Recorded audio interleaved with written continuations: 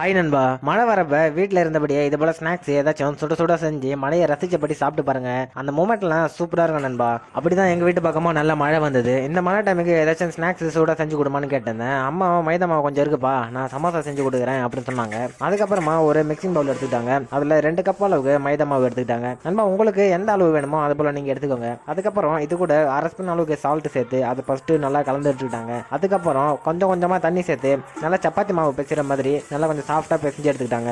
நண்பா, அடுத்து பாத்தீங்கன்னாக்கா பிசைஞ்சு வச்சிருக்க மாவு கூட கடைசியா கொஞ்சமா ஆயில் சேர்த்துட்டு அது நல்லா பிசைஞ்சு எடுத்துக்கிட்டாங்க. நல்லா ஒரு பால் ஷேப் மாதிரி உருட்டிட்டு அதை தட்டு போட்டு மூடிட்டு ஒரு 1/2 ஹவருக்கு ரெஸ்ட்லேயே விட்டுட்டாங்க நண்பா. அதுக்கப்புறமா ஸ்டவ் ஆன் பண்ணி ஒரு கடையை எடுத்துக்கிட்டாங்க. கடை நல்லா சூடானதுக்கு அப்புறம் அதில் தேவையான அளவுக்கு ஆயில் ஊற்றிக்கிட்டாங்க. ஆயில் நல்லா சூடானதுமே ஒரு 5லேருந்து 6 வெங்காயத்தை நல்லா நீட்டு வாட்டத்தில் கட் பண்ணி சேர்த்துக்கிட்டாங்க நண்பா. வெங்காயத்தை லேசாக வதக்கி விட்டதுக்கு அப்புறம் இது கூட கட் பண்ண பச்சை மிளகா ஒரு கொத்து கருவேப்பிலை சேர்த்துட்டு அதை நல்லா வதக்கிக்கிட்டாங்க நண்பா. அடுத்து பாத்தீங்கன்னாக்கா வெங்காயம் நல்லா வதங்கினதுக்கு அப்புறமா ஸ்டவ் மீடியம் ஃப்ளேம்ல வச்சுக்கிட்டாங்க. அதுக்கப்புறம் இது கூட மஞ்சள் தூள், மிளகாய் தூள், சீரகத்தூள், கரம் மசாலா, கொஞ்சமா சோம்பு, தேவையான அளவுக்கு உப்பு போட்டுக்கிட்டு இது எல்லாத்தையும் நல்லா கலந்து விட்டுக்கிட்டாங்க. மசாலா எல்லாம் மிக்ஸ் ஆகுற வரைக்கும் இது எல்லாம் நல்லா கலந்து விட்டுட்டாங்க நண்பா. அதுக்கப்புறமா அடுப்பு ஆஃப் பண்ணிட்டு அதை வேற ஒரு பிளேட்டுக்கு மாத்திக்கிட்டாங்க நண்பா. அதுக்கப்புறமா ஏற்கனவே பிசைஞ்சு வச்சிருக்க மாவு இன்னும் நல்லா சாஃப்ட் ஆயிடுச்சு நண்பா.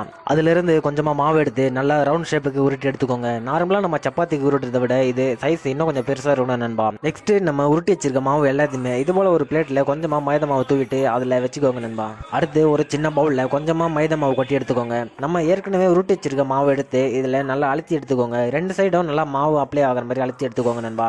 அடுத்து ஒரு பூரி உருட்டை கட்டை யூஸ் பண்ணி நம்ம எடுத்து வச்சிருக்க மாவு நல்லா ரவுண்ட் ஷேப்புக்கு அடித்து எடுத்துக்கோங்க நண்பா. அதுக்கப்புறமா அடித்து எடுத்த மைதா மாவுலாம் ஒரு நியூஸ் பேப்பர்ல கொஞ்சமா மாவு தூவிட்டு 1 பை 1 எடுத்து வச்சுக்கோங்க. இதை ஒரு பிளேட்ல 1 பை 1 வச்சிங்கனாக்கா அது மாவு ஒட்டிக்கும். அதுக்கப்புறம் நம்மளால அதை எடுக்க முடியாது நண்பா. அடுத்து நம்ம உருட்டி வச்சிருக்க மாவு எல்லாத்தையுமே இது போல நல்லா அழுத்தி எடுத்துக்கோங்க நண்பா. நெக்ஸ்ட் நம்ம அழுத்தி வச்சிருக்க மாவுல இருந்து ஒரு பீஸ் மட்டும் எடுத்து பூரி கட்டையில் வச்சுக்கோங்க. இது கூட 1 ஸ்பூன் அளவுக்கு எண்ணெய் விட்டு நல்லா அப்ளை பண்ணி விட்டுக்கோங்க. இதுக்கு மேலே கொஞ்சமாக மாவு தூவி விட்டுக்கோங்க. மறுபடியும் ஒரு பீஸ் எடுத்து இது மேலே வச்சுட்டு அது மேலே எண்ணெய் அப்ளை பண்ணி விட்டுட்டு கொஞ்சமாக மாவு தூவி விட்டுக்கோங்க நண்பா. அடுத்து இதே போல் கண்டினியூஸாக 3 இல்லைனா 4 பீஸ் எடுத்து வச்சுக்கோங்க. நான் 3 பீஸ் மட்டும் தான் எடுத்து வச்சுக்கிட்டேன் நண்பா.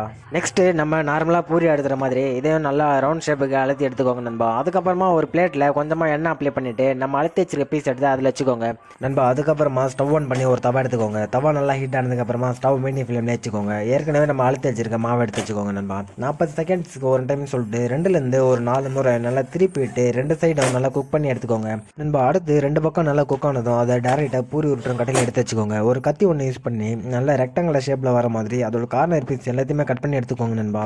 அதுக்கப்புறமா அதோட சென்டர் பீஸை கட் பண்ணிட்டு அது 2த்தையும் ஒன்றா எடுத்து வச்சுக்கோங்க நண்பா. நீங்கள் கட் பண்ண பீஸ் ஒன்னோட ஒன்று ஒட்டிட்டு இருந்ததுனாக்கா இது போல் தனித்தனியாக எடுத்து விட்டுருங்க நண்பா. அதுக்கப்புறமா எக்ஸஸாக இருக்குதுன்னு சொல்லிட்டு ஓரத்தில் கட் பண்ணி வச்சிங்கல்ல அதெல்லாம் சின்ன சின்ன பீஸாக கட் பண்ணி மறுபடியும் ஆயிலில் போட்டு நல்லா ஃப்ரை பண்ணி சாப்பிடுங்க. டேஸ்ட்டு சூப்பராக இருக்கும் நண்பா.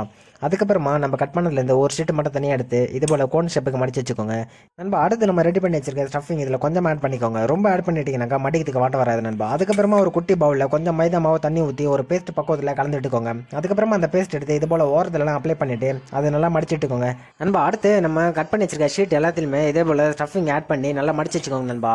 ஒரு 1/2 ஹவருக்கு ரெஸ்ட்லேயே இருக்கட்டும் நண்பா. அதுக்கு முன்னாடி நீங்கள் குக் பண்ணிங்கனாக்கா ஃப்ரை பண்ணுறப்போவே அது உள்ளே இருக்க ஸ்டஃபிங் எல்லாமே வெளியே வந்துடும் நண்பா. அடுத்து ஸ்டவ் ஆன் பண்ணி ஒரு பேன் எடுத்துக்கோங்க. பேன் கொஞ்சம் ஹீட் ஆனதுமே தேவையான அளவுக்கு ஆயில் ஊற்றிக்கோங்க நண்பா. ஆயில் கொஞ்சம் ஹீட் ஆனதுமே ஸ்டவ் லோ ஃப்ளேம்ல வச்சுக்கோங்க. அதுக்கப்புறமா நம்ம ரெடி பண்ணி வச்சிருக்க சமோசாவை 1 பை 1 இதில் ஆட் பண்ணிக்கோங்க. இது 2 நிமிஷத்துக்கு குக் பண்ணி எடுத்துக்கோங்க நண்பா. அதுக்கப்புறம் திருப்பிட்டு மறுபடியும் ஒரு 2 நிமிஷம் குக் பண்ணிக்கோங்க. இது போல் 2லேருந்து ஒரு 3 டைம் திருப்பிட்டு 2 நிமிஷத்துக்கு குக் பண்ணி எடுத்துக்கோங்க நண்பா. நம்ம ரெடி பண்ணி வச்சிருக்க சமோசா எல்லாத்தையுமே இதே போல குக் பண்ணிக்கோங்க. அடுத்து பார்த்தீங்கன்னாக்கா குக் பண்ண சமோசாலாம் வேற ஒரு பிளேட்டில் எடுத்து வச்சுக்கோங்க நண்பா. நீங்களும் இதே ஸ்டெப்ஸே ஃபாலோ பண்ணி மழை வரப்ப எப்பயாவது ஒரு நாள் நீங்கள் இது போல சமோசா செஞ்சு சாப்பிட்டு பாருங்க. நம்ம கடையில் வாங்கி சாப்பிட்ற மாதிரி சமோசா அவ்வளோ டேஸ்ட்டாக இருக்கும் நண்பா. இந்த மாதிரி வீடியோ நிறைய வேணும்னாக்கா மறக்காம நம்ம சேனலை சப்ஸ்கிரைப் பண்ணிக்கோங்க. நம்ம அடுத்த வீடியோல பார்க்கலாம் நண்பா.